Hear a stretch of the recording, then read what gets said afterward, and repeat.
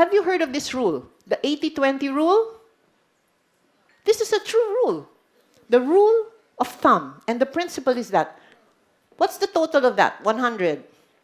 100% of everything you have, you only use 20. 20%.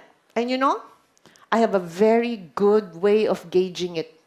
Talk to your labandera. You talk to your labandera and you ask her, Ate, yung mga damit ko ba every week na pinaplansya mo? Ay, ma'am, pare-pareho. Palagi naman yung itim, palagi yung puti, palagi, ma'am.